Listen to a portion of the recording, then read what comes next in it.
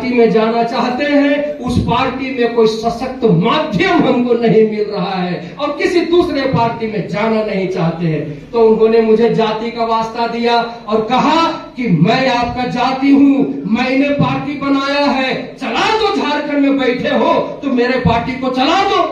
हमने कहा भैया नया पार्टी खड़ा करने के लिए साधन संसाधन बहुत कुछ चाहिए।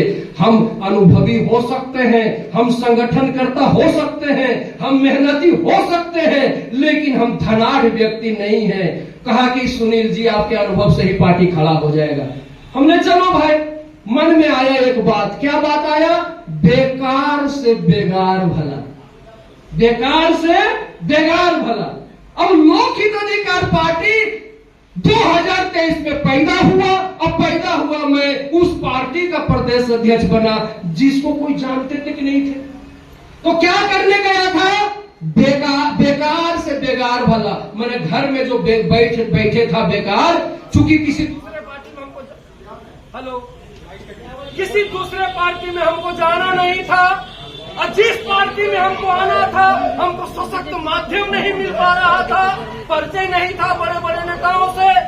तो मैंने कहा चलो बेकार से बेगार भला।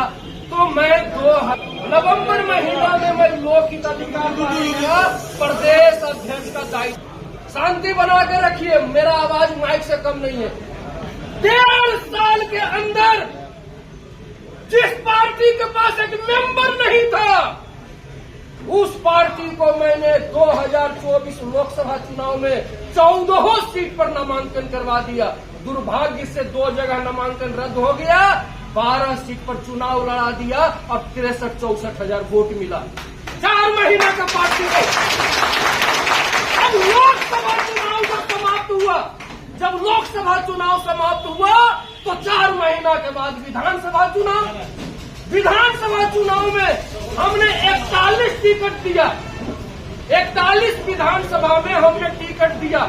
11 विधानसभा में ऐसे लोग टिकट लिए गए जो नामांकन करने से पहले ही बिक गए और कुछ लोग नामांकन करने के बाद बिक गए। मिला जुलाकर 30 लोग लड़े और वही 34-35 हजार वोट लाए।